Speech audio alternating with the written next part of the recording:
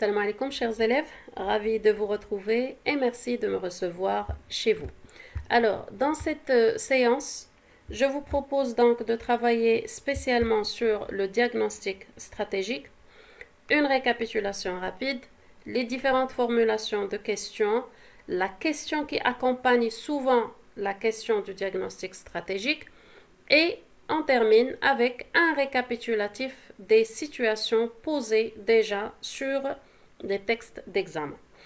Alors, on commence par le récapitulatif. Donc, lorsqu'on parle de diagnostic stratégique, rappelez-vous qu'il est réalisé à deux niveaux.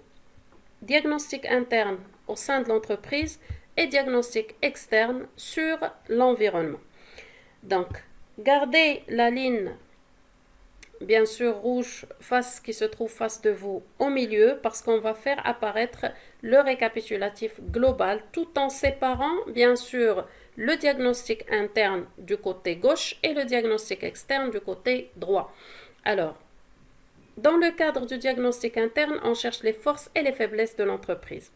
Sur le diagnostic externe, on cherche les opportunités et les menaces de l'environnement. Alors, par explication rapide de chaque élément, les forces, ce sont des points forts, nuqat quwa, qu'on peut nommer facteurs clés de succès. Donc, je vous laisse l'explication en bas parce que ça n'a pas tenu sur le schéma.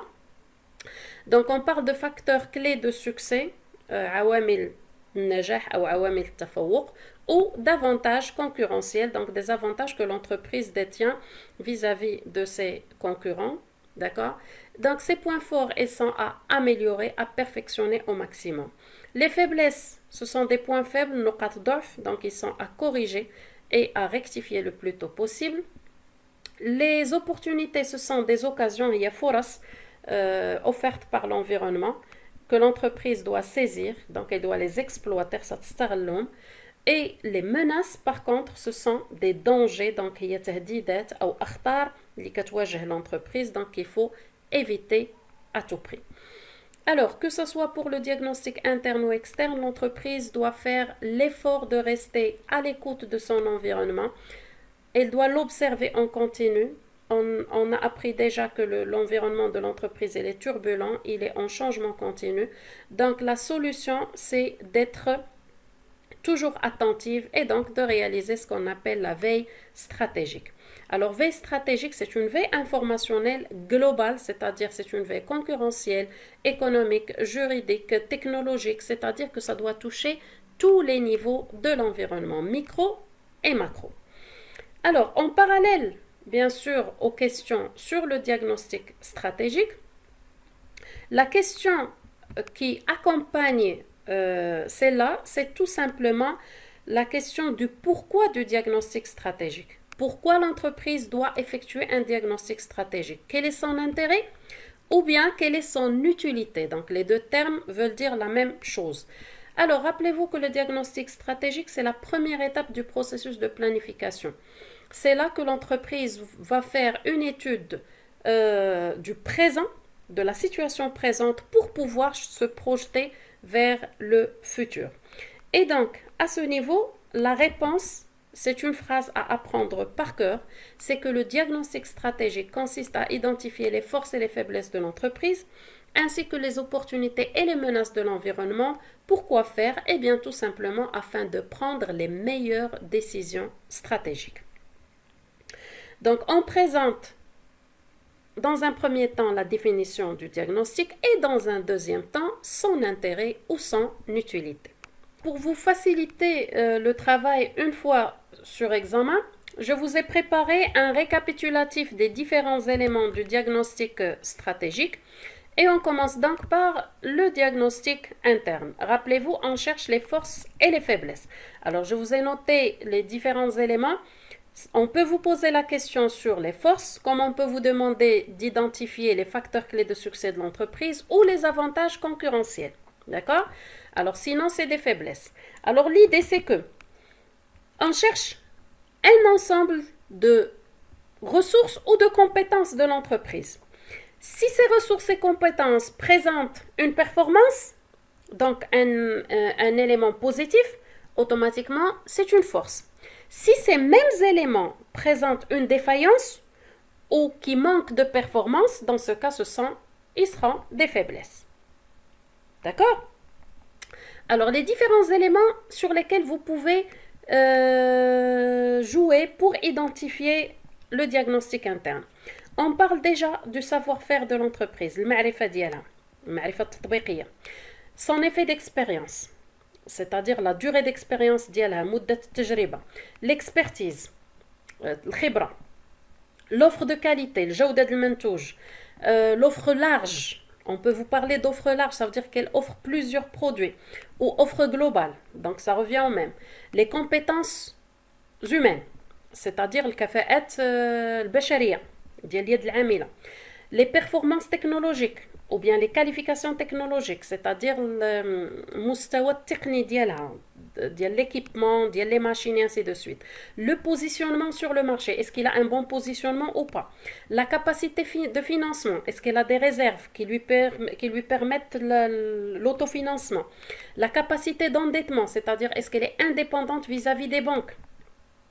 Si oui, c'est une force. Si sa capacité d'endettement est faible, automatiquement c'est une faiblesse.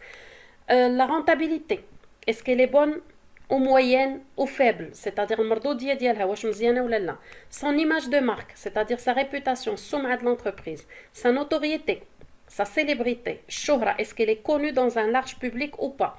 L'innovation, la recherche et développement, c'est-à-dire est-ce que l'entreprise est créative ou pas? Est-ce qu'elle lance de nouveaux produits? Donc, est-ce qu'elle dispose de brevets d'invention? C'est-à-dire, des produits, des noms, des marques ou des produits en son nom. D'accord? Et bien d'autres éléments. Alors là, vous avez une idée plus ou moins globale des éléments que vous cherchez finalement. D'accord? Une fois que vous allez lire les textes d'examen, vous allez les identifier facilement. Alors ça, c'est pour le diagnostic interne. Alors, pour le diagnostic externe, rappelez-vous qu'on est à la recherche des opportunités et des menaces de l'environnement. Et là aussi, voici un récapitulatif. Alors, pour ce qui est des opportunités, on retrouve des formules telles que le secteur de l'entreprise, il est à fort potentiel, ça veut dire qu'il a un bon avenir. La relance de certains secteurs, c'est-à-dire qu'elle exerce son activité sur des secteurs qui étaient peu rentables et qui ont repris de la dynamique. Même principe pour la phrase qui dit croissance du secteur d'activité, ça veut dire que le secteur, il est en développement, il retrouve un petit peu, encore une fois, sa dynamique. Le marché en expansion, ça veut dire qu'il est en développement. La demande croissante, ça veut dire de la part des clients, que les clients demandent de plus en plus le produit. Il y a des avantages fiscaux, ça veut dire que le côté fiscal, c'est-à-dire le côté impôt sur les sociétés, il est moindre, surtout lorsque l'entreprise va penser à exercer son activité à l'international. Le nombre limité des concurrents, donc ça se comprend, ça veut dire que le nombre de concurrents est limité. La concurrence, elle est faible, donc c'est presque le même principe. Le prix des matières premières, il est bas. D'accord? Ça veut dire qu'elle achète sa matière première avec un prix plutôt raisonnable pour elle. Et bien sûr, n'importe quelle difficulté qui existe chez le concurrent, elle constitue une opportunité chez l'entreprise. C'est le principe ديال مصائب قوم عند قوم فوائد. Donc, n'importe quel élément plutôt négatif chez le concurrent, c'est un élément positif, ça joue en faveur de l'entreprise, donc c'est une opportunité. Du côté des menaces, on retrouve un petit peu le contraire de ce qui a été présenté en opportunité, bien sûr, pour certains passages. Je commence par la hausse des prix des matières premières. Lorsque les prix de matières premières augmentent, c'est une grande menace pour l'entreprise parce que les coûts augmentent, ses charges augmentent. Les différents synonymes, les différentes formulations possibles dans les passages d'examen des textes, on parle aussi de fluctuation des prix de matières premières, ça veut dire que le prix n'est pas stable, n'est pas stagnant. La volatilité des prix, ça veut dire que les prix, bien sûr, ils ont augmenté. La flambée des prix, ça veut dire que les prix, ils ont augmenté d'une manière exagérée. Deuxième élément de la menace, vous le connaissez déjà, c'est l'environnement. Lorsqu'on vous parle de l'environnement en changement continu ou bien que l'environnement de l'entreprise est turbulent, on peut vous dire également que l'environnement il est cyclique, ça veut dire qu'à chaque fois il présente un cycle différent de l'autre, donc il change.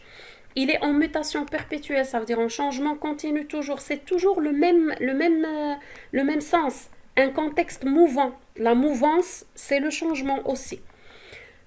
Tout élément qui se rapporte à la concurrence, c'est une menace. Déjà, le terme concurrence, c'est une menace. Concurrence aiguë, ça veut dire munafasa hadda. Une concurrence acharnée, même principe. Exacerbée, ça veut dire très forte. La multiplicité de l'offre, ça veut dire qu'il y a plusieurs concurrents. L'offre, elle est multiple sur le secteur d'activité. Toute phrase qui commence par contrainte de sécurité, crise de secteur, crise économique, tout ça, ce sont des menaces. Sans oublier de parler de la demande. Si la demande est faible sur le marché, c'est une grande menace pour l'entreprise parce que soit le nombre de clients est faible, soit que les clients existent, mais ils demandent le produit d'un concurrent et non pas le nôtre. D'accord? Donc, bien sûr, ça, c'est pas une liste exhaustive parce qu'on va rencontrer d'autres situations, bien sûr, sur les textes d'examen, mais ça reste quand même une petite référence pour vous faciliter le diagnostic stratégique.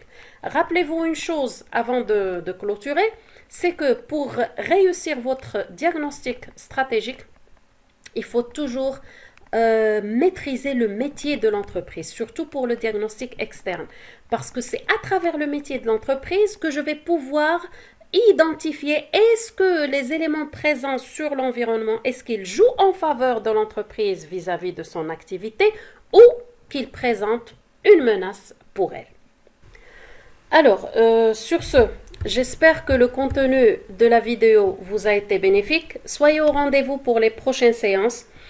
J'ai prévu donc de commencer avec vous les options stratégiques, les différentes orientations stratégiques possibles pour l'entreprise et de travailler en parallèle, bien sûr, avec sur des applications que j'ai programmées sur le diagnostic stratégique et également sur les différentes parties du chapitre, que ce soit finalité, métier, mission et ainsi de suite. D'accord? Donc, d'ici là, دمتم في رعاية الله وإلى اللقاء.